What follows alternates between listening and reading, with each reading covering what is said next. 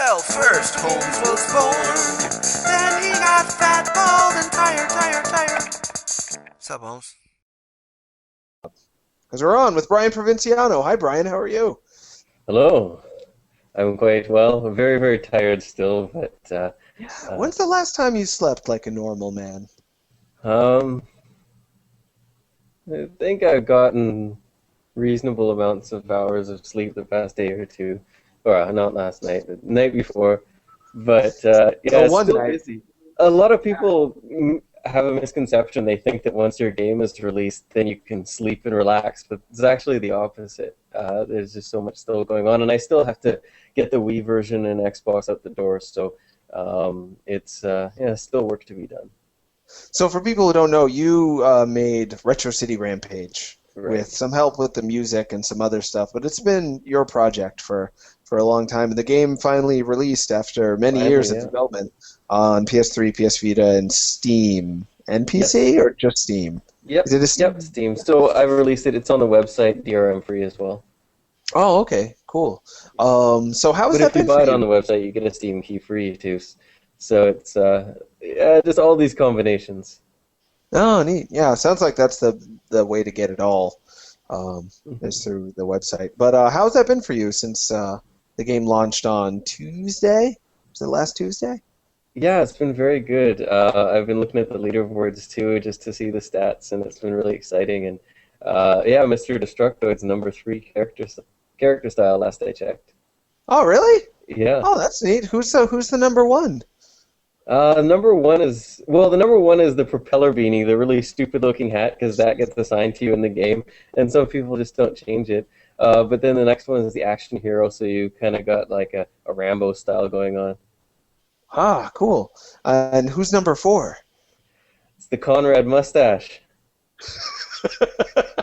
That's pretty amazing. Does that get assigned to you too? What's it called again? The Conrad the Missimo? Conradical. Oh, the Conradical. Does he know that? Does Conrad know about all that? I had mentioned it in passing, but he kind of officially found out just yesterday. That's pretty awesome. Yeah, he doesn't have enough narcissism to care about when he's the number four style in a hot new video game on Sony consoles and PC. So how's the game going over? How's the reception been in It's terms been of? great. Like the fans are loving it. The fans have been giving it almost all nines and tens, and the press has been giving it almost all eights and nines, except for unfortunately a few of the bigger sites for some reason, and which is unfortunate because like out of the amount of reviews I've gotten, like almost all of them are like eights to nines, except a few of them that are actually counted on Metacritic, which is annoying. I wish that they were either all counted on Metacritic or something, because it's like, shaking my fist.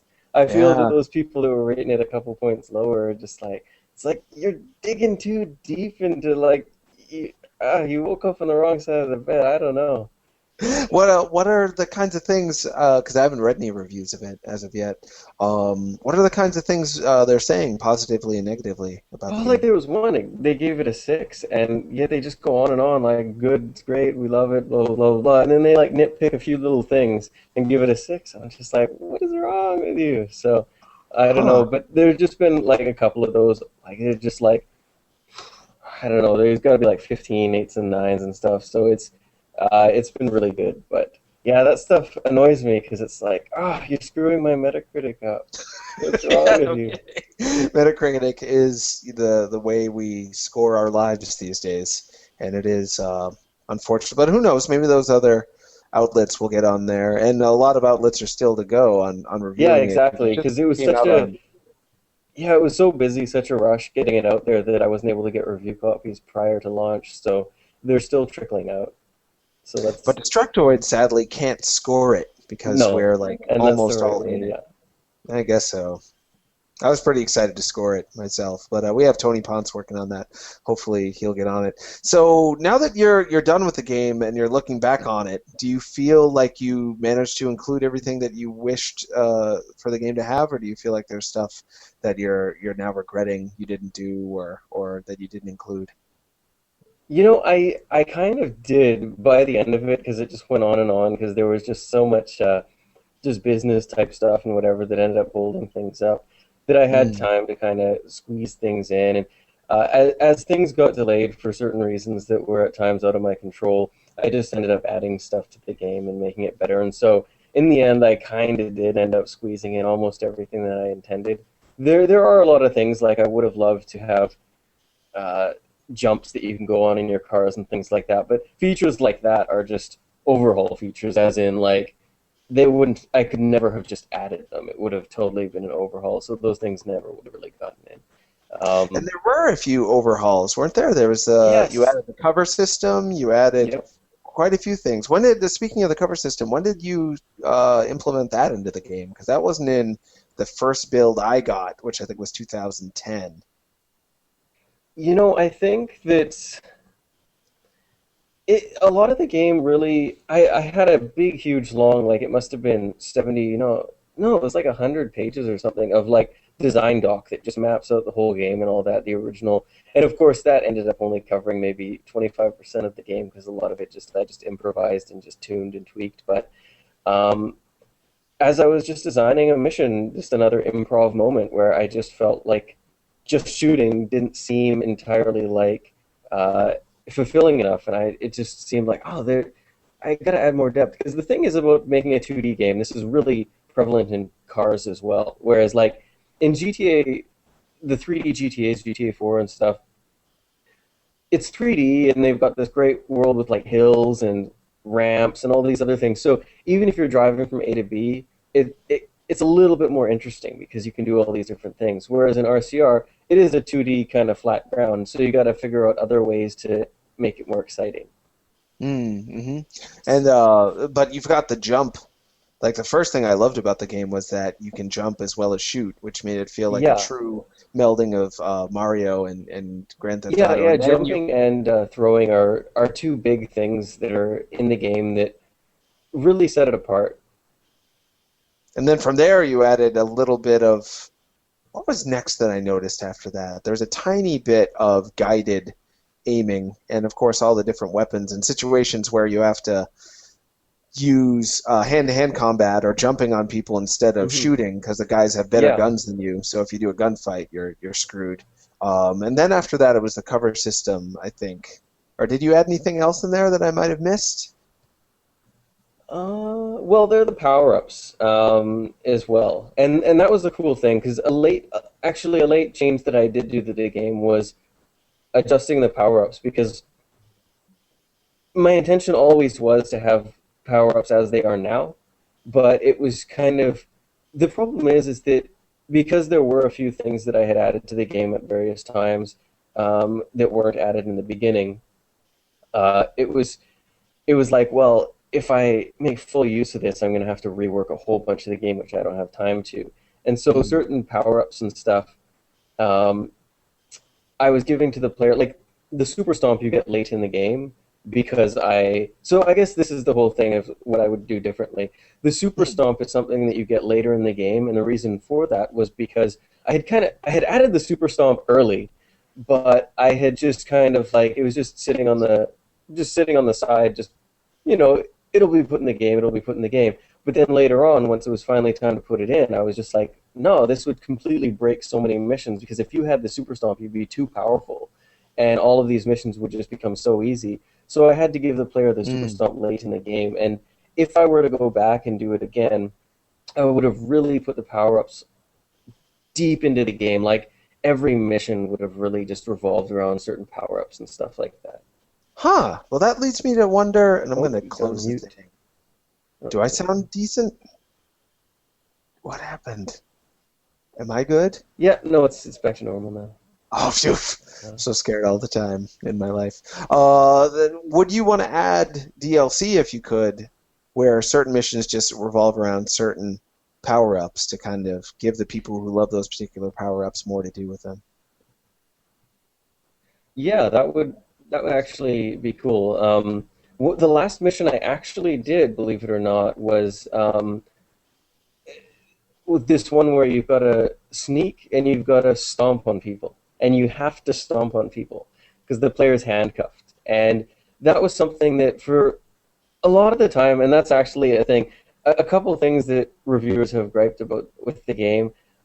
I still just say like I didn't give a proper tutorial because like they'll say, oh man, the controls here are difficult, but it's just like no, they're not. I guess I just didn't give enough good enough tutorial. Like for example, the Paperboy style mission is something that some people have griped with, Hmm. and the reason being is because they don't realize that you've got a 270-degree throwing radius. They think that they have to aim exactly at the mailbox to throw the thing, Hmm. and then they end up crashing into it, and they're just like, "Oh my god, I'm frustrated." And I tried to do that because before the mission starts, again, this is like a learning experience. It's like iterating and figuring out. And I wish I had more time for playtesting. We did plenty of playtesting, but I wish I had more time because my solution to teaching them was to have a short little tutorial video. It's just like, here's the training video, and it shows this guy throwing the magazines, and he's not lined up with a mailbox. But I think a lot of people just don't necessarily catch that or something. Mm-hmm. Yeah, with a game where there's so many different ideas thrown in, I think it's common for a lot of people to maybe not catch all of them, or it's a for you, I don't know how it feels, but for us, when we play the game, it's bombarding you with ideas so fast, and it's great. It's invigorating, but it can overwhelm your brain a little bit, and I think Yeah, people might but at the same time, that gives people reason to replay it because there's that's stuff that you exactly it. learn Yeah. on. Yeah. Like a lot of things where games will have jokes or something like that, and they space them out so that you can kind of absorb them all, and that's almost how some people teach you. That's how you tell jokes. But my Mm. intention was that a lot of people are going to miss some of them, and so if I just throw so many in there, then they're just going to be forced to guaranteed to get some. Yeah, yeah, that's definitely how it feels, and it's not like you hang on a joke for very long. I was just trying to remember all the jokes that happened in the first 10 minutes because you talked about how there are stunts, and you would have liked to have added more car stunts. When you Yeah, so make that fun was of just car like a stunts, scripted moment. Yeah, that was like a scripted moment, but it would have been cool if they were just freely jumpable things all over. yeah, but that was a hilarious moment. How did the writing change as you went? Because I noticed a lot of new jokes and changed jokes from the 2010 version to the Hmm. final release version.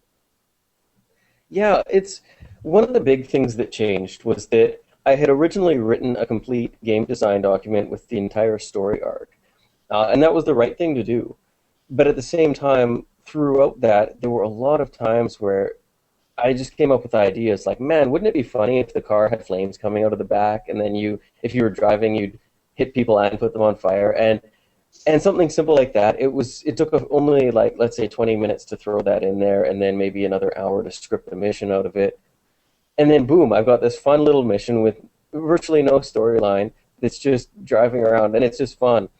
And so as things like that started to happen, the story did start to change, and I started to just kind of weave it in, which was great because it was easier to weave things in with RCR because it's such a wacky story. Mm-hmm. So in the end, once I had finally put the game together, okay, so going back a bit, one of the big things about my game is that I find that GTA, as much as I love the GTA games, at the end of the day, I find that they're pretty much all driving from A to B and shooting stuff over and over and over. And so Mm-hmm. one of my big goals with RCR was to make all of the missions really unique and like have depth to them and varied and all of that. But in the end, once they were all like that and just one after the other, it didn't something felt missing. And I Mm. had done because I had found that there are two types of people who like to play open world games: the people who like to play the story generally, and the people who just want to run around the city and blow stuff up.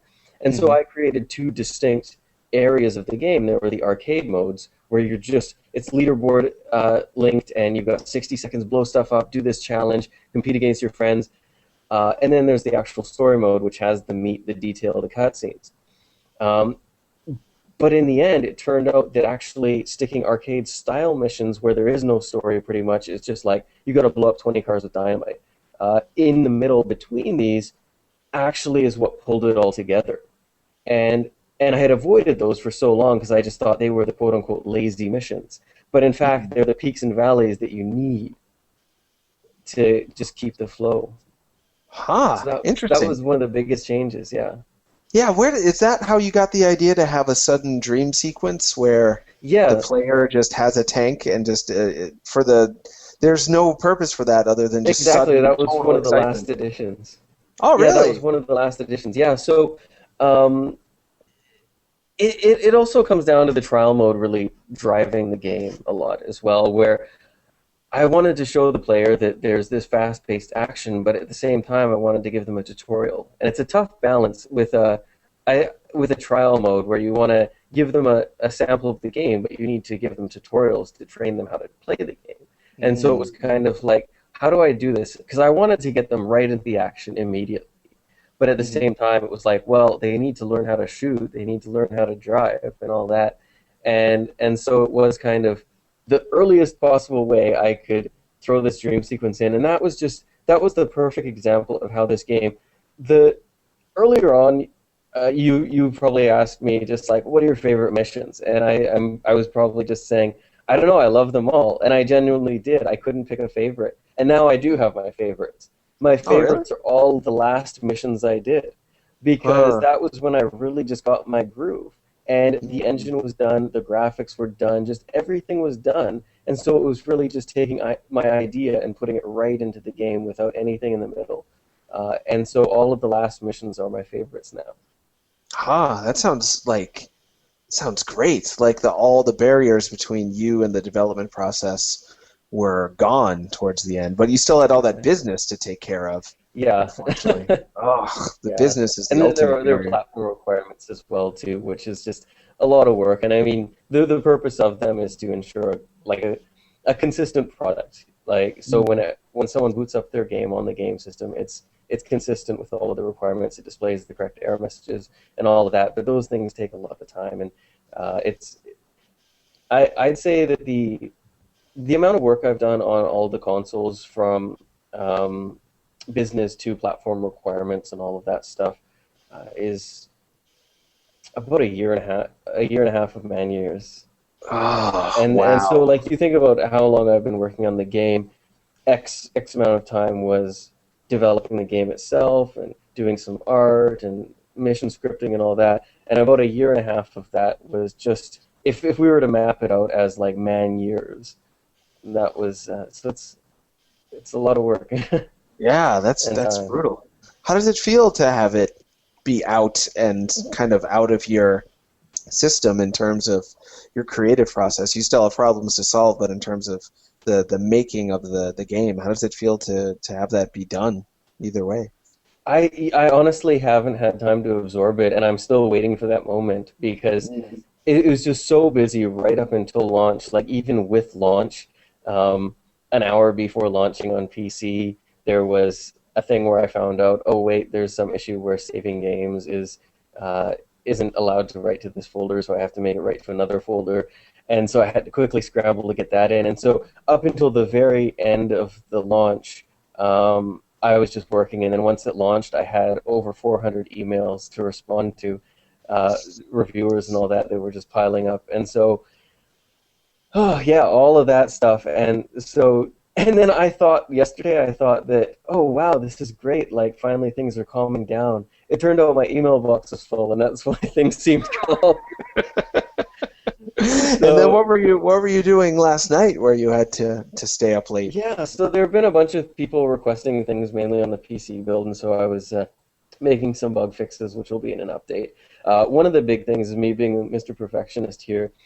I made it where it zooms the screen whole whole numbers. So if your Mm. monitor would, because the game is a tiny low resolution thing, but your monitor is big, and Hmm. so if your monitor was like, let's say to fill your screen it would be 4.5 uh, pixels per pixel, a Hmm. 4.5 times zoom. I would just do a 4 times zoom because I want it to be clear 1-to-1 pixels.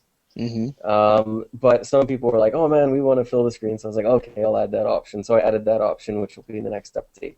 Um, so yeah, it's just really just wanting everyone to be happy with the game. But overall, it's gone incredibly smooth, which is remarkable because there's always that fear before you're releasing a game where you're just like, "I hope it doesn't blow up." Like we've tested it, we think that it's solid, but you never know. Like, it could go out, and then thousands of people are just like, "Oh man, it doesn't run on my machine," or something like that, right? Yeah, And I'm so I'm just lucky that angry that and didn't sad. happen.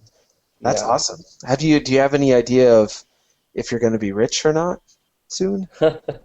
I'll be comfortable, so it's good. Yeah, and I Yeah, still you're have going to the be other comfortable? platforms. Yeah, and I'll still have the other. I still have the other platforms to launch, so it'll be good. It's going to be worth it. Okay, you're Yeah. not going to starve? I'll give you money. No, I'm not going to starve anymore, so that's good.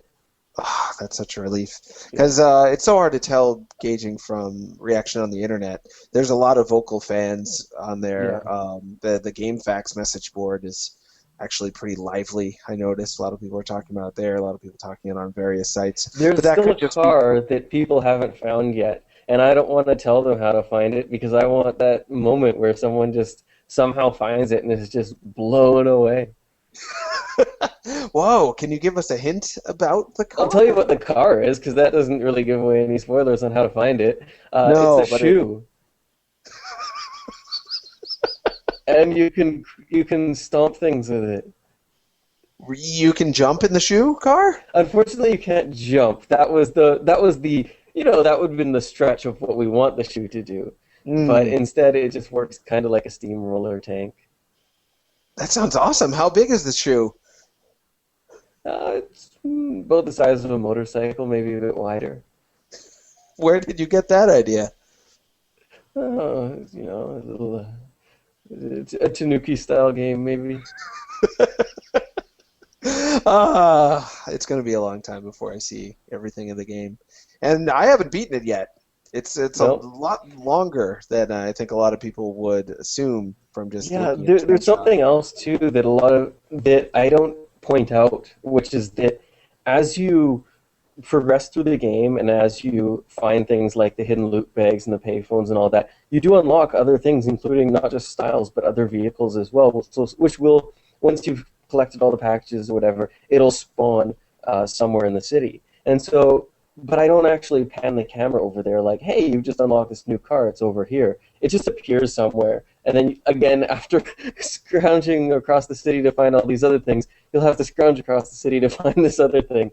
Um, so there's plenty of people to find, plenty of things for people to find. Yeah, that makes sense. You wouldn't want to just say, "Hey, a thing is over here," and then they have to go and get it, and then it's like, "No, you've got it."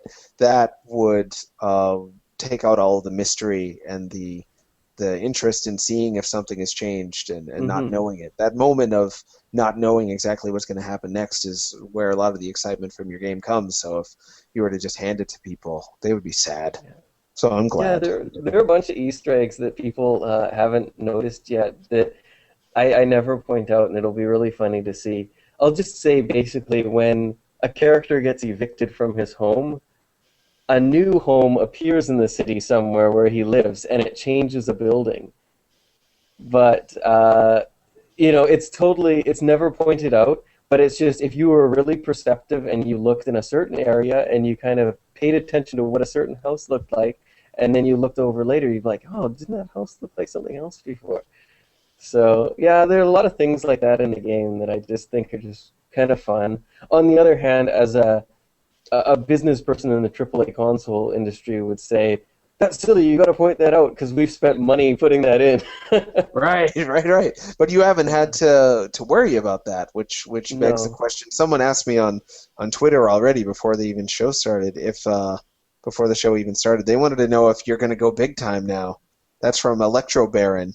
He asked if you're going to go to a major studio now that you've had a major hit on a major console. Oh, no, I've worked at all these other studios before on small games, medium-sized games, and AAA, and this is what I want to do. I like working on my own things. I like, even though my making my own schedule means working longer than any crunch time I ever worked at any other studio, I I still bet. like kind of having the flexible schedule and doing what I want to do. Just like for example yesterday, where I was just so excited. For months, I've been so excited. Just, I can't wait till people get on the leaderboards. I can't wait to fetch the data and see which styles are most popular and all that. And so yesterday, I was just like, all right, I'm going to finally spend the time and write the code that pulls that information and stuff like that. Whereas if I'm at a studio, they're just telling me, do this, do that, do this, do that. It's like, but my mind wants to do this other thing, and so it's nice to be able to do what I want to do.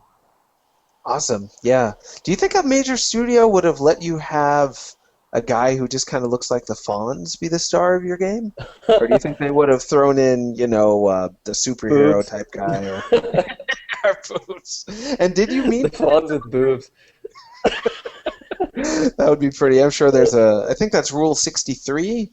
Rule 34 is for porn. Rule 63 is for just having boobs on it, I think. I love Jim Sterling's video about Dead or Alive recently. Oh, yeah. He's good Yeah. at everything, that Jim Yeah. Sterling. I'll tell him you said so. So how did you come up with the character for Retro City Rampage looking the way he So does? there were a bunch of influences, but overall the general thing just from the beginning was in the 80s, like there was just that cliche bad boy guy with the leather jacket, which was funny because it was influenced by the 50s. Because that's Mm, kind of how it is. Like the 80s pop culture was kind of influenced by the 50s. It's right. That's That what was it like the seemed like. first interest of first time I've seen retro sell was Happy Days in the 80s because everyone Yeah. was nostalgic for 30 years prior, and here we are in 2012. Everyone's nostalgic from 1982, and your game comes out. It's pretty neat. Yeah. So the idea was really number one, he had to have a mullet. Number two, he kind of had to be the like cliche bad boy with a leather jacket. Although there was one thing where um, after after going with the leather jacket look, I was kind of thinking like, oh man, maybe I should have gone with that. There's the other look, kind of like the Ted look from Villain Ted, where he's got the T-shirt and that vest, and that was another. It was like the number two cliche '80s look, and I was like, it would have been a tough decision to pick those. Huh, I couldn't even picture the game like that. To me, Retro City Rampage, so much of it is like making fun of the whole genre of games that are about being tough and rebellious and doing whatever you want, but taking it to a degree where you're making fun of yourself without doing it intentionally. Because I personally don't even like Grand Theft Auto all that much because it doesn't suspend my disbelief ever, like very Hmm. few games do, and it takes itself so seriously and how it's so Yeah. badass. And your game That's does the that, exact opposite. Yeah, I'm that sorry. that's something I find really funny. That kind of back on the topic of Metacritic, which is the double standard, because everyone I've talked to says the same thing. They're like, "Man, yeah, GTA 4 wasn't really that good," Hmm. and so many people are like, "Yeah, they went for way too serious a tone." Like almost everyone I talk to, and then a lot of people will be like, "Oh man, yeah, it didn't really get good until the second episode from Liberty City," and all of Hmm. these things. Yet it's like a 98 on Metacritic or something. Yeah. And so it's funny for me, honestly. Like I thought that if GTA 4 was half the length, like if like you're spending all this money, like you're $60 on the game, and you think you want all this value and you want all this content. But me personally, if the game had just cut out half the content, I would have enjoyed it more because it Hmm. just kept going on and on and on. And this entire second half of the game, I thought I was like a couple missions away from the end, and it just kept going on and on and on. So I think it's just funny how there's kind of I forget what they called it, like with the Steve Jobs, where it was just like the that kind of when he's in the room, you're just like whoo, and and uh, and I think that's kind of what certain games are like GTA, where people just like or like the Christopher Nolan Batman films. I mean, The Dark Knight was a great movie, Hmm. but man, that had so many flaws. It just made no sense The over and Dark over. Knight Rises, you mean, or the Both, both, but yeah. especially yeah. Dark Knight Rises is a. It's funny because I saw Spider-Man, the new Spider-Man reboot, which a lot of people ragged on, which I actually enjoyed it. Hmm. Um, and then I saw Rises, and it was funny because here's the thing: I enjoyed Spider-Man way more than Rises, but I Hmm. feel satisfied, like I don't need to see Spider-Man again. But for some reason, I came out of Dark Knight Rises with a poor taste in my mouth, but I want to see it again. So I don't know. It's like somehow Nolan made a movie that left a bad taste in my mouth, but I want to give them more money and see it again. So it's kind of like they're kind of winning, anyways. Yeah. Well, if you were satisfied, you wouldn't need more. But it's almost like you want to watch Dark Knight Rises again to try to like it more the second time, maybe? I think so. I remember I'll tell you. I rewatched both Batman and Robin and Mhm. Spider-Man 3 years later to see if they were as bad as I thought they were, and they were worse. Yeah, Batman and Robin is a very special kind of failure where I almost wonder if this is what he wanted.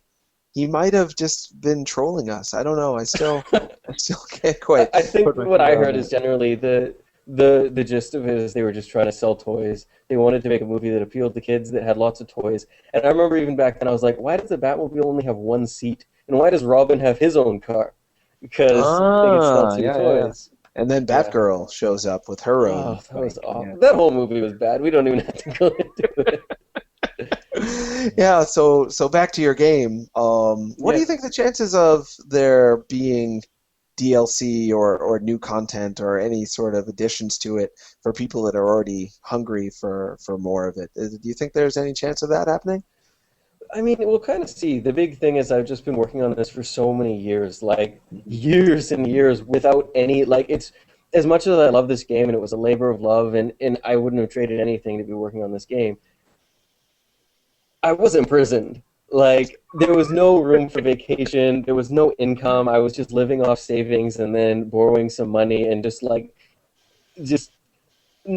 not taking vacations because I couldn't afford it. I had to get the game done, all that, just for years and years and years, and just such a grind. And so I need a vacation, and I just need to not commit to anything. I Mm. once I get the game out on the other platforms that have been announced for, I just can't commit to anything else. I need a vacation where no one is on my shoulders, just like when's such and such coming. Like, don't worry about it. Like, we'll figure Yeah, that out after. that makes sense. And is there going to be any different content for the Xbox Live Arcade version and the WiiWare version? Or is it going to be Right pretty now, much? the plan is for them to be identical because I don't. The reason for that is because I don't want anyone to miss out. I mean, I Mm. always hate when people are just like, oh man, I can't decide if I gotta buy the game through GameStop or through this or that because then I get this extra thing here or that extra thing there. It's like, no, no, I want everyone to get. And the only things that aren't in the Wii version are the things that the system can't do Mm. because the system is standard definition, so I can't do the high resolution pixel shaders that curve the TV and add scan lines and things like that. Hmm. And then it doesn't have leaderboards because that's not built into the system, and I would have to run my whole own backend server and all that other stuff, and that would be super complicated. Whereas on the other system, it's just like, you want leaderboards? Here you go. Just poke this Yeah, thing, and there are your leaderboards. sure. That makes sense. But other than that, it's going to be. Other than that, it's identical. Yeah. And did you? It started off as WiiWare and PC, is that right? Well, it was Trying to remember. my dream was always to make it multi-platform. It's just we Hmm. were like Nintendo is super easy to work with, so it was just like, all right, let's get the paperwork, let's blah blah, blah, boom, the game's good to go. Whereas on Xbox, the amount of work that you have to do to get your game on there's a lot more work. So Yeah, that's it what I've just always heard. I couldn't announce it right away, so it was still in process, Ah, gotcha. um, and so a lot of people assumed that it was. I mean, I've gotten just so much trolling and flack from people, which has really gotten to me at times. And one of the big things was people just. It came from a lot of people just kind of miss. There were some articles that came out that had their facts wrong, and then the fans took those as the facts, Huh. and then really attacked me. Like, because there were when the Xbox version was announced, there were tons of people. Like, there were articles that were reporting like. That previously Wii exclusive, and it never was a Wii exclusive. I never said it was a Wii Mm. exclusive, but they had assumed that. And then all the fans, and of course the fanboys are just like, "Oh my god!" Like, uh, and and so it really bothered me because I've had to deal with a lot of um, just a lot of people that are they're the people that are just like, oh man, when's it coming out? When's it coming out? That's fine, you know. But there's some people that are just rude. Like they are Mm. like if they spoke like they speak on the internet in real life, they would get like kicked out of the public venue that they're in. Like the bouncer would pick them up and toss them out the door. Like, but Oh, they get away with it because they're on the internet. that is somehow adorable that you're pointing this out. You're absolutely right. People talk about my butthole all the time in ways they Yeah, they're wouldn't really to my fascinated face. with it. You should be Yeah, proud. I'm sort of proud. It's all Jim Sterling's fault. We're getting a message from the chat that you're. Can you turn a light on somehow? Is there any lights in there? Yeah, I think The so. sun's Or going actually, down I where you could. are. might be able to adjust the brightness here. Oh, okay. Well, while you do Uh, that, I will ask my other question, which was when you did get it onto other platforms off of WiiWare, did you then add changes that you thought would be more appropriate in terms of controls and content? I know that happened with Super Meat Boy, and I think honestly, you just got a lot of Super Meat Boy backlash because Team Meat wanted to put it on WiiWare, but then mhm. their ideas got too big for the platform, so not that they didn't like WiiWare, but they had to abandon it. Yeah, like And they just made a much bigger, better game, and Mhm. that's the same thing. Well, my game still fits, and it's going to come out on WiiWare. We're all artists. Like I'm not gonna.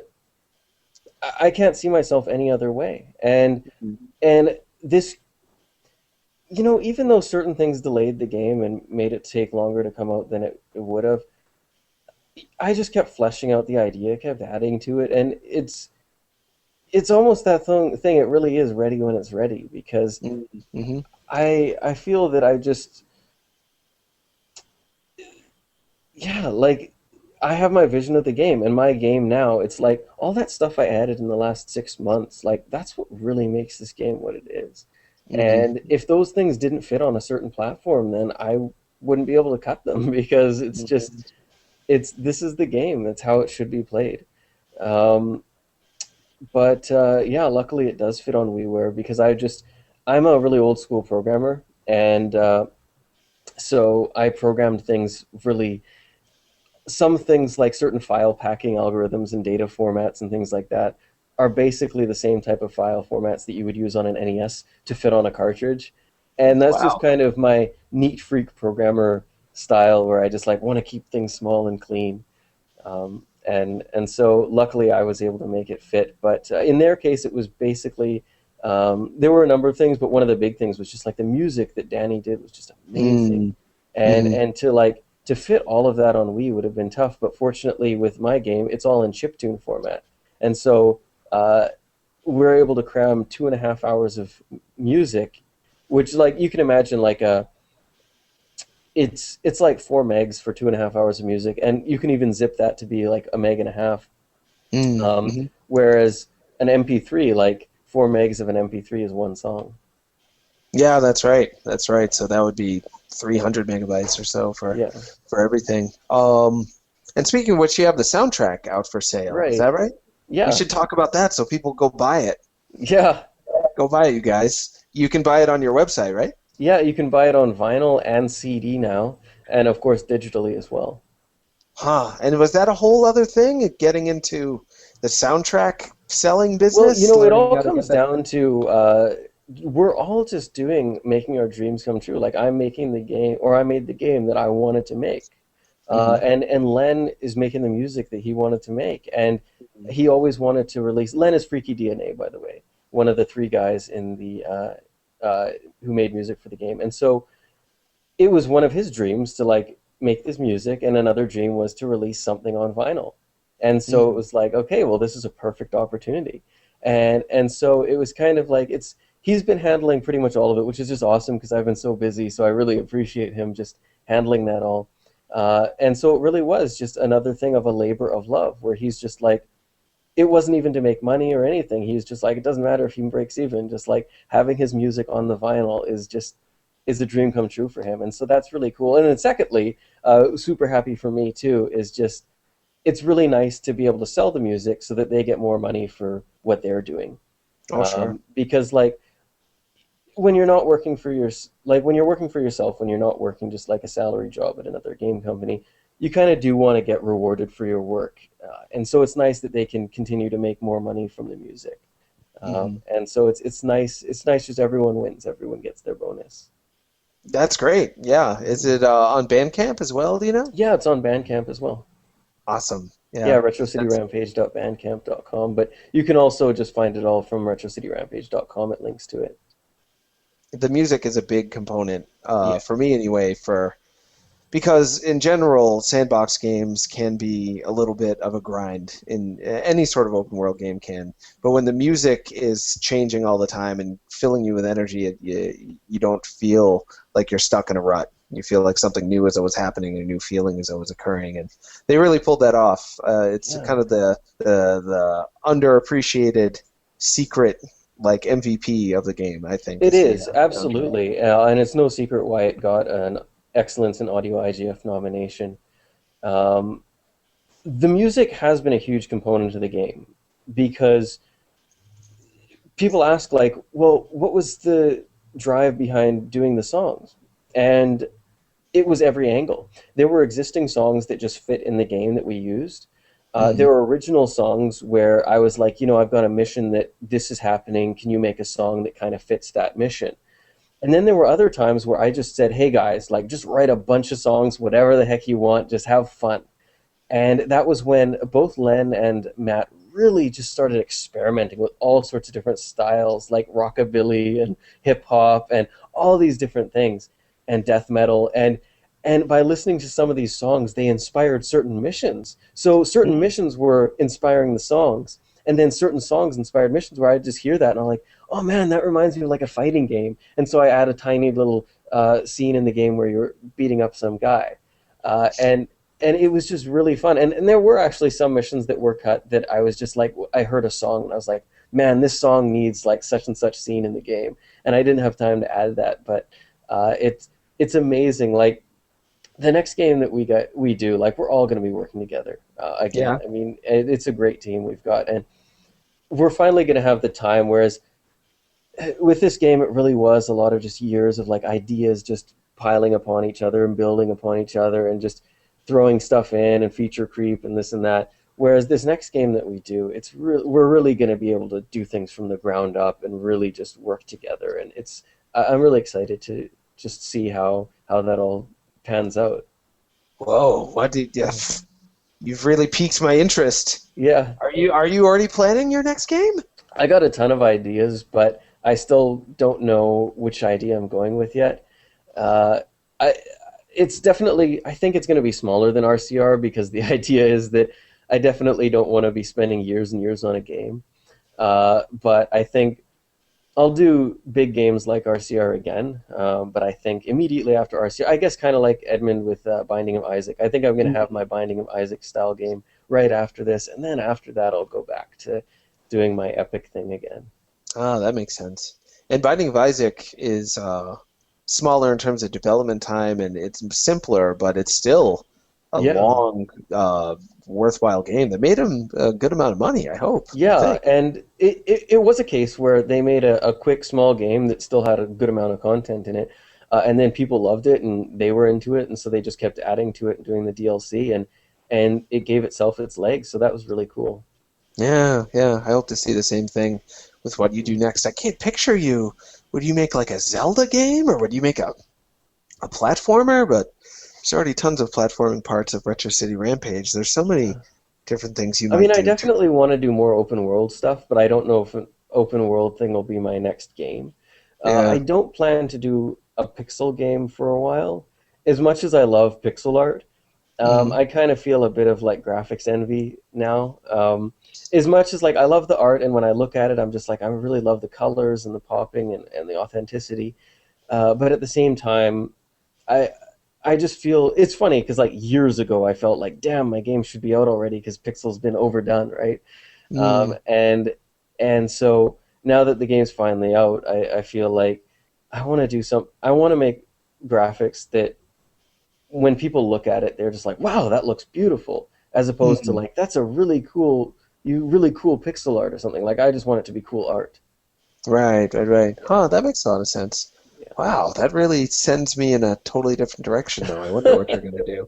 That's exciting. And people do still want the 3DS version. I get asked that a good amount. And you've said kind of early on, like, that would be a whole other thing, and to put it in 3D, you'd have to rebuild all the graphics and stuff.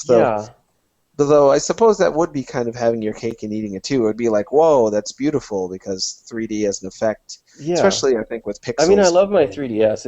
It's an awesome system. And I was actually very surprised by how much I love the 3D. Like, I wasn't shy to admit, like, I think the 3D is kind of cool, but it is a gimmick. And then once I played it, I was like, this is a gimmick, but I freaking love it. I want to play every game like this now. So it's really cool. Yeah, yeah. Maybe But someday, I yeah, the guess. thing is that like just no commitments. I can't commit to anything because I need a big sleep after this, Yeah. and then the other thing is it would be that challenge where it was like, what do I do? Everyone just tells me just port the game as it is 2D, just do it. But deep down with me, I was like, man, if I did it, I want to do it 3D. But then we would have to completely redo the entire city because you can't Hmm. just like with a 2D game like a side scroller like Mario Brothers or Kirby. You can just layer it. You can just say, okay, the characters are a little bit deeper into the screen, and maybe trees in the background are a little bit deeper. But with a top-down game, you can't do that because it's Right. like, well, then you would have cars that are behind the building but like obstructed by the building because the building's popping out and all that stuff, which just doesn't exist in a top-down 2D game. Right. So it would completely change it. And I mean, granted, if I'm laying in bed dreaming at night, the thought of a 3D RCR just is like, oh my god, that would be the best thing ever. But the amount of time and work that it would be is something that I just can't commit to either. Yeah, that makes perfect sense, Yeah. especially right now, maybe sometime next year. But you never know. I wouldn't be surprised if after hearing this, a bunch of Polygon artists just get in touch with you and are like, "We'll make it. We'll make your city for you." Because it's Yeah, that kind of a game. You've inspired so many people to say to themselves, "I can just start, and then a game will be made eventually, as long as I don't give that up." is how I started making games. Back in the late 90s, I had started working on just teaching myself how to program, and I think it was around like 97 or something was when I played with QBasic and this and that, but like C++ I started in 97, I think.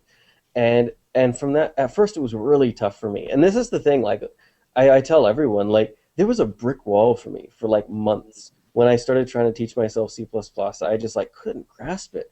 And then Mm. some light bulb went off. I think it was just like a part of my brain I'd never used yet, just got activated. And then after that, it was so easy. And now just like I could just like code in my sleep with my eyes closed. But uh, there was this really tough wall initially. And so it's like a lot of people, if they say, oh man, I just can't wrap my head around programming, it's like just keep plugging away at that wall. Hmm. Um, and in the beginning, that's exactly, I'm mostly self taught. And I gave myself a huge task and I just said, I'm going to create a thing that allows people to create video games. And it'll need a scripting system. It will need a graphics editor for the backgrounds. It'll need a graphics editor for animations and all that stuff. I didn't know how to do that at the time. But I just figured, like, this is what I'm going to do. I got my bullet point list. I got to learn how to do each one of these things. And I did. And I kind of amazed myself afterwards that I did that. But afterwards, I was like, wow, now I know how to make games. I know how to do all of these things that are required by a game. Yeah. What? Yeah. How did you do all that? I'm I'll tell you just though, I sitting mean, there, mind. we're in a funny spot now because nowadays we've got all these great tools like Unity and everything that allow a game maker that allow people to create games without as much technical work Hmm. and embrace that. Like, if you want to make games, you don't have to learn programming anymore. And so eventually it's great to learn it, but if you can make games just using like a point and click interface, just do it. Just because the thing is that for years and years, a lot of people they'd have ideas, but to get that game idea out there, they would have to kind of funnel it through this narrow pipe of programming and learning how to program and making everything work and dealing with system requirements. And now you kind of got these tools that just allow you to just put your ideas into a game. And so it's just like if you're just an idea guy, you're just a designer, you want to make a game, don't worry about any of that technical stuff. Just use the easy tools and just put your ideas into something interactive. It's weird. Some people say, "Oh, but no one will respect my game if it's made with Game Maker because like anybody could make that." Like, It's a but what if stepping your game stone. is awesome? Yeah, what if your Well, game actually, is but just you know what? awesome? Like there are professionals who use GameMaker. I know a guy who worked on a $750,000 budget project, and he did his prototype in GameMaker, showed that to the publishers. The publisher said, "We like what you've done here. Here's $750,000," and then they made a 3D version. Oh, So, and there have actually been other cases like that. So, yeah, never underestimate the power of GameMaker. yeah, Yeah. absolutely. We have questions coming in. Nekoboon asks, "Are there any things you wanted to reference that somehow just could not be worked into the game and had to be axed? Are there particular references you think may have been too obscure or subtle and think players may not pick up on?" For people who haven't played it yet, Retro City Rampage isn't just video game references. There's just nonstop acknowledgments of and parodies of things and tributes on top of them of past video games, movies, music, TV shows, everything. And it really, I don't know if you know this, Brian, but I don't actually like Family Guy because I don't like reference comedy. Can you believe that? Well, that's actually a funny thing. I mean, kind of. We'll get back to the question, but yeah, that was a funny sidetrack thing. Was that there was one voice at one point from one of the companies I was working with that was telling me like, we gotta make it where you're like the players are collecting references and like you're like going around and it's just like you collected references and then it like adds it to a scrapbook and then your friends can see which references you found and all this and like this guy just went on and on like every single conference call like for like 8 in a row was just like, we gotta add this feature. Where's that feature? And I was just like, would Simpsons be funny if every second that there was a joke, a little thing popped up like pop-up video where it was like, bling, reference, bling, reference. It didn't like, so yeah, I was just... Yeah. Huh, interesting. Sounds like he should go make that reference pop-up video game if he's so excited about it. Maybe he'll do that. But to me, the references in your game don't feel like, look at me, I'm doing a reference. They feel like, this is the inside of my brain, and this is what it's like to be friends with me, and this is our shared experience, and this is who I am. And that just, they charm me more than they make me laugh. The laughter for me comes from the timing and the writing. The actual writing of this is the most overused reference of all time when the Mega Man 2 thing happens. That made me laugh out loud. Not for the reference, but for the way you delivered it. It's funny because like so many people are playing the game. I'd almost say the majority. And they're playing it like, oh my god, this is just like this game about references. But the funny thing is that as the developer, I feel like the references are the sprinkles on top. Like to a lot of people, like the references are the meat of the game, and to me, like the meat of the game is just the general story arc separated from the references in the gameplay, and the references are like on top. And so like I think part of it though has to do with the fact that because I've been working on it for so long, I kind of don't notice the references anymore, so I can play through the game and I'm just focusing like tunnel vision on the gameplay, whereas everyone, it's like I probably don't even remember some of the references that I've even put in the game. Because it sounds like you got to a place where you could put them in so quickly and just implement them without even really... Yeah, I guess going back to the question, though, like one of the big things with the game was that originally I had intended, like, okay, we're going to have 62 missions, and we're going to have like 62 like character parodies or references that somehow are worked into each of these missions and all that. But then I found that when I was like, okay, well, I'm going to have these certain characters, and this will be a funny story, and I can tie it in this way and that way. But then it just felt like, oh, you know what? This needs to keep going into another mission, and it's going to take 4 or 5 missions to really tell their story. And when you start adding that up, okay, it's like 4 missions for this character, 5 missions for that character, it started to add up really quickly, and I realized, wow, you know what? I really can only have these certain core characters. So I've got the core story arc with the parody of the pirate, the parody of the school teenagers, whatever. And, well, the game has tons and tons of references sprinkled in the middle everywhere that they would fit. The actual game characters that are in the root of the story, there weren't nearly as many of those as I had anticipated. Granted, there are still probably 50 characters in the game or something, so there are still quite a few, but I had originally anticipated having more. Huh. So that leaves room for a sequel, maybe? I wonder. And that's a funny thing, too, because there were a bunch of ideas that I had that I ended up squeezing in for missions, but being the artist in me, I had told myself at the time, I had said, like, this is a really cool mission. I want to have this scene where you're sneaking through this box and then you have to stomp these people. However, and it fits perfectly into the story with this story hook and that story hook. However, if I didn't have time to put it in, I don't think that I would necessarily put it into a sequel or have as DLC or whatever, because it just felt like it had to go into the story. Like it really pulled the story together. It really added another just like piece of meat to the story.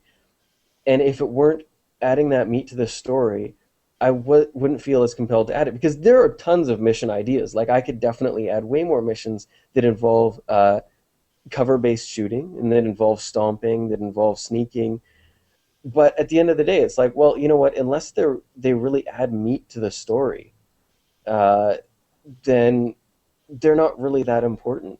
Gameplay is the number one focus of the game, but at this point, like the game does have a complete story arc and all of that. So there was just at that point where I was just like, if something doesn't really like uh, add to the story arc and make the story arc better, then it's not worth just throwing in a fun mission at another fun mission just because it's fun or something. And yeah, I guess long story short, it just the thought of these missions just being one-offs, where it's just like DLC where you got 5 random new missions. To me, I just wouldn't have been interested. Like 5 random missions, that just doesn't. Yeah. Yeah, that makes sense. It's that you've weaved together the aesthetic, the jokes, the gameplay, and there is an actual story arc about a guy who meets people and has to do things and gets challenged along the way in ways that make him that bring out who he is, I think. I mean, I haven't finished the game yet, but that's the feeling I've got from it. You start with such a blank slate of a character, and for me, that dream sequence we talked about earlier really shows you something about his personality that colors the rest of the game after that.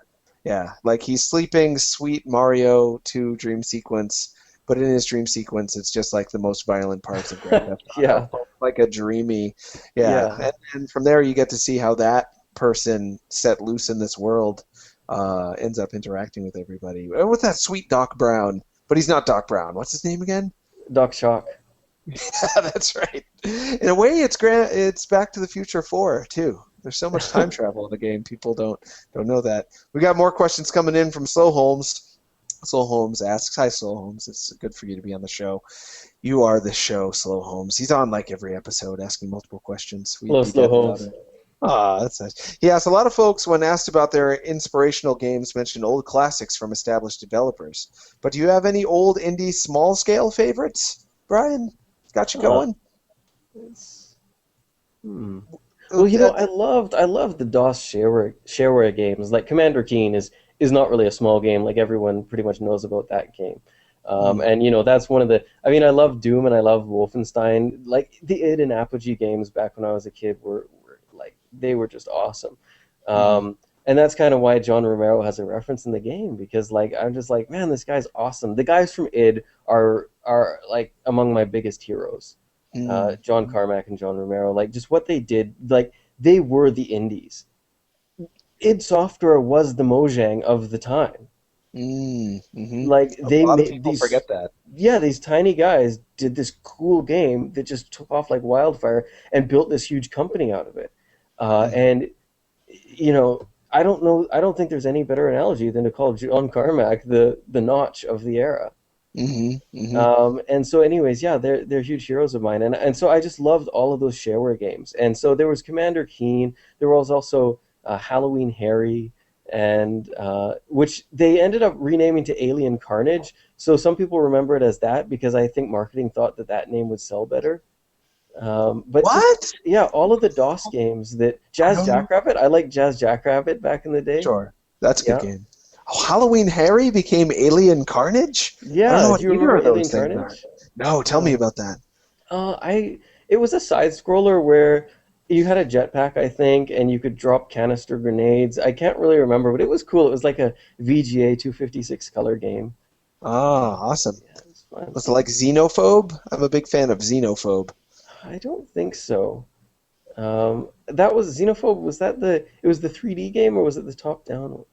That was a dumb... No, Zybots was the 3D one. Oh, Zybots. Yeah. Oh, Xenophobe. Yeah, Xenophobe was the top-down, where it was like almost Smash TV style. I think that's Alien Syndrome. Yeah, you're right. Man, who knows?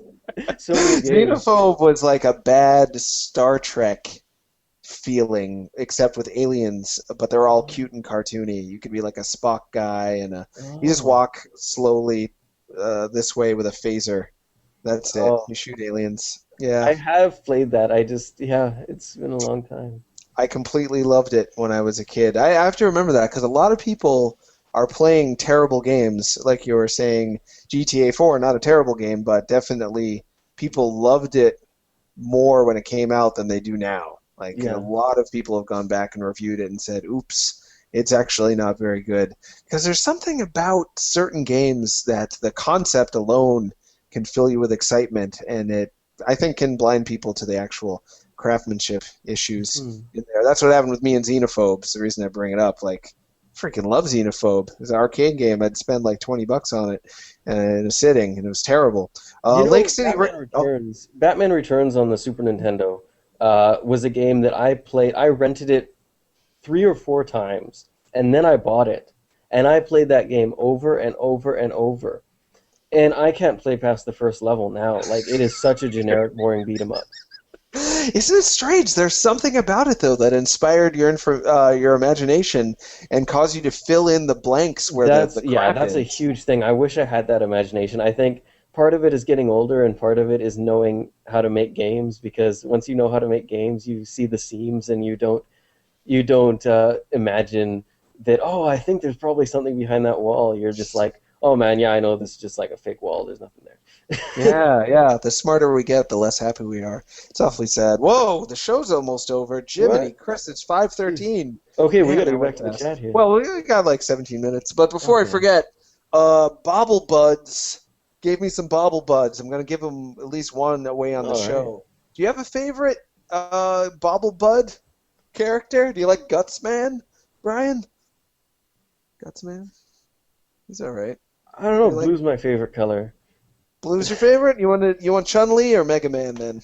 It's got a little Mega Buster. Mega Man, sure. There we go. Let's give that. All guy right. away. So for the inaugural giveaway, we will give away Mega Man to someone who can answer a question. They don't have to answer it right, though you'll be entered into the contest twice if you answer it right, once if you answer it wrong. What do you think the question should be, Brian? Do you have any thoughts? I haven't really planned this. What color is Jonathan Holmes' hair? That's a great question. I don't have any hair. It fell out. It's a But trick they can question. guess. Yeah, they'll either guess. Well, there's a couple of colors, and yeah, you could win, or you can just give me any color you want. So send that to holmesupholmes@gmail.com, and you could win the Mega Man. I'll be giving Actually, these do you away. think anyone would be able to Google image search? Is that image online of you with the big kid and play hair? I don't know. I'm not going to give them any hints. And I'm especially not going to tell them that that show I was on is now on YouTube. Oh, that's so terrible. No one watch it, please. We have another question from Lake City Ransom. That's cute. Did you take art classes or figure it out as you went, etc.? Because you did the pixel art too. in your game. And some pretty complex animations in the game. That Yeah, people- well, Max ended up doing most of the animations. He's a classically trained artist in Montreal. Because originally I'd done all of the art, and then he came on board and helped out a lot. But I had taken art classes just in high school, nothing major. But I've been drawing since I was 2. Like basically, if my parents were busy doing whatever, I was just at the kitchen table just drawing. And so I originally thought I was going to be a game artist. That was my plan when I was a kid. And I was just drawing mock-ups of levels and stuff. But then I couldn't find a programmer, so I started learning programming to put my art in a game. And then that became my thing. And art took took the side road. So yeah, I not too trained, mostly self-taught, but I definitely just love doing art, and so my passion for it just keeps me going. Do you think you would be heavily involved in the art of a non-pixel-based game if you're going to go polygon-based? No, I mean, I don't think I'm unfortunately not that good. Like, I think I can get away with pixel art. There was a point in my life where I could have taken that road and become, fleshed out my art skills, but I just ended up. I don't know, like. Maybe my brain was always born to be the technical side, because that's just the road I ended up going. And now, as much as I love doing art, that's the thing. Like with RCR, I love doing art so much that every time even though I've got Max on board, anytime that I can do art, I do it because I love doing it. But if there's any art like an animation or a background image or a cutscene that is like really vital to the game, then I always get him to do it because I'm just like, I want it to look awesome because he's like a professional, awesome artist. And me, I just do the tiny little animations when I can get away with it because I enjoy doing it. Speaking of that, I meant to ask, when did you change it from small characters to slightly larger characters? I'm trying to think of a better way to... Yeah, so it's we such did a that subtle... around, Yeah. I think it was around February or something. The reason for that was it was something that the original Tiny sprites were there because originally I was developing an actual NES game. And with an actual NES game, you couldn't have more than 8 sprites on per line at a time. So you had to make the characters small, especially because the cars themselves were taking up 3 sprites. So you can only have 8 on a line, and each car takes up 3 in itself. So the characters had to be tiny. So from NES limitations, that's how accurate this game was. That's why the sprites were small. But eventually I realized that I'd been working on this game for so long, I wanted it to be as good as possible. And it was just like, I put all this work into the game. If we release this game with these crappy, dinky little sprites, I'm just not going to be satisfied. And that was the best decision I did on the entire project, because a lot of the time you hear these horror stories like where, oh man, they decided to totally overhaul such and such in the game, and it delayed the game, or it just broke everything, or whatever. But that was one case where it just went off without a hitch, and it was the best decision. Like, it was the best case of an overhaul going in as long as I know. Huh. And how much bigger are the new sprites? And so the sprites themselves are not necessarily a ton bigger. They're a few pixels wider and a few more pixels taller. But the big thing that adds to them is the fact that now they are up to 2 or 3 times the size, up to like 3 times the size when they're doing their animations. So before, whereas it was like one sprite with an overlay for like a baseball bat going like this, now I just let Max just go all out. And so now if you've got a baseball bat, you're just swinging it all across in this huge area. And so the character becomes much bigger, much more noticeable, much more animated. And so that's where you're really noticing it. So the characters walking down the street, they're a bit bigger, but when you're actually punching or whatever, the guy is like 3 times the size now. Yeah, there's much more distinct and noticeable animations, and you can see the shine in player's hair. He's got the little blue that shine was a streak. last-minute change too, where originally it was way more NES authentic, where it was just like, okay, his hair is black because that's NES authentic. And then I realized, you know what, like, it looks like he's got no head on top if he's on a black background and things like that. And so I had to add the contrast. But what I did is because I know that there is just the purists out there and I want to please everyone. And so I added those extra color modes. So you can even run it in CGA mode now. So, like, if NES isn't retro enough, you can set it to 4-color CGA mode. So you can actually enable modes that do get rid of the little... Because I did make a few non-NES authentic tweaks for playability and contrast and stuff, but you can disable that. And you can play it on Game Boy mode on your Vita. You can turn your Vita into a black and white or black and, I guess, green and gray. That's a fun thing that I did, whereas on PC and PS3... if you have that border enabled, then it's a Super Game Boy parody. But then if you load your save game up on the Vita, then it'll automatically be a Game Boy parody. So that's another little touch that I did. There's so many touches like that when people catch them, I enjoy. Well, when you wanted to go bigger, where you're like, okay, being NES authentic isn't the prime directive anymore. I can expand this a little bit more to make sure that I'm happy with it. Were you ever tempted to go like big head, little body, like totally? We did try that, yeah. And there is one customizable head that you can get in the game that is the big head player that looks kind of like a Japanese RPG. But we did experiment with that, and Max did a bunch of like character heads and like mock-ups and test animations of larger sprites that were kind of like SNES RPG style. Hmm. Or like I guess you'd say NES because there are not as many colors, but it just didn't fit with the game. Like I think the more human-like, whereas as opposed to like the wide body, big head, stubby characters, it didn't really fit the vibe of the game, like the open world crime vibe. So Mm-hmm. I kind of was just like, no, we got to make them a little bit more in the middle. So we ended up making them kind of a little bit like that, but then a little bit still like the small sprites, and just find a happy medium.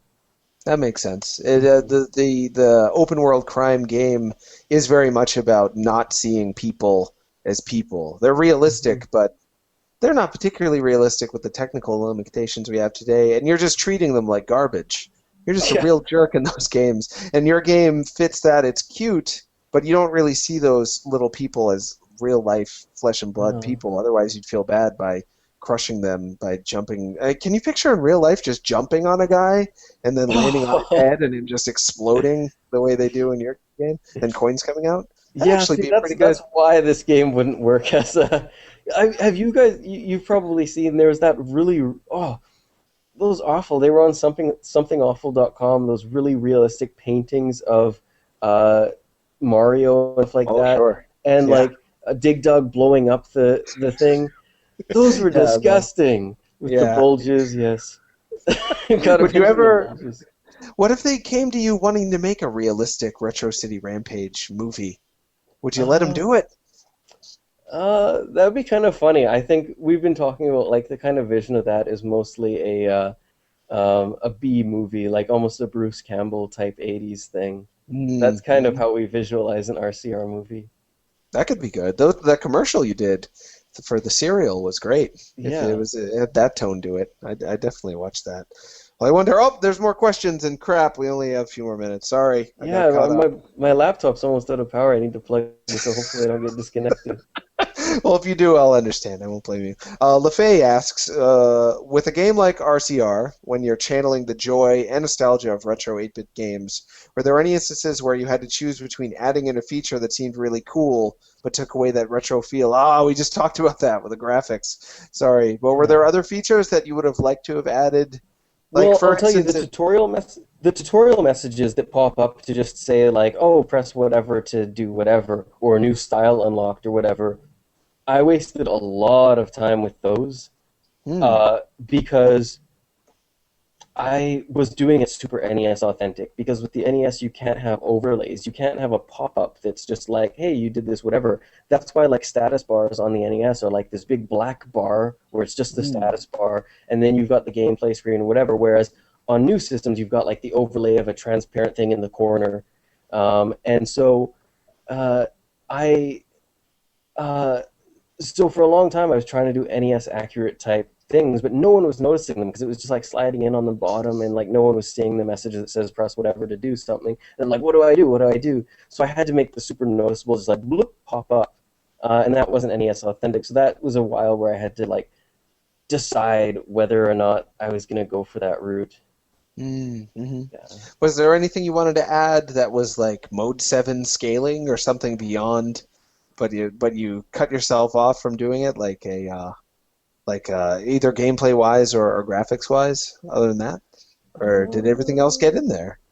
I think everything got in there. The fact that I got in the 3D racing, the retro 3D racing, was really cool. That was something that really gave me a nice little win. You mean for the Super Meat Boy type Yeah, level? yeah, Yeah, and other stuff and that other stuff. Yeah, happens. Yeah, yeah. man, it changes on you I would say every 7 minutes minimum. The people think, and this has made me really sad. Some of the critics I've heard of the game say, "Oh, I played it for like 10 minutes. I bet I've played the whole thing. I bet nothing else happens. I'll just put it away." And that's if you don't like the game, that's fine, but you have to give it way more time than that Yeah, because one of it the big things literally. that bothered me was when someone was trying to say, "Oh, it's pretty much like GTA Chinatown Wars," and I was just like, I wanted to just like tear my hair out. Like, are you kidding? It's like you got picking up and throwing people. You've got stomping on people built into there. You've got the power ups. You've got all these wacky weapons. The style of the game where you're hitting people and they're going flying across the screen. That just like in itself totally changes the open world.